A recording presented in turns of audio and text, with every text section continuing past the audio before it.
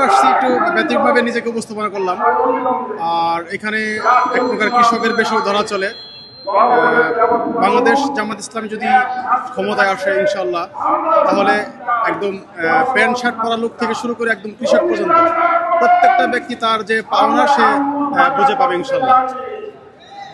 এই জন্য আর কি এভাবেই আমাদের যে 5টা দাবি আছে, 5টা দফা আছে, এটা পূরণ করলেই আলহামদুলিল্লাহ। আমাদের দাবি তো আপনারা জানেন, এটা আমাদের দাবি। জি জি, আমি টাঙ্গাইল মির্জাপুর থেকে আসছি। এক প্রকার এভাবে আসা যায় যে এভাবে আসছে, হ্যাঁ বাসে এভাবে আসছে। তার মনের যে ভাব সে এটা প্রকাশ করতে পারবে, তার যে অধিকার তারা ফিরে পাবে। সবারই একটা অধিকার যে আছে, সেই অধিকার তারা ফিরে পাবে ইনশাল্লাহ।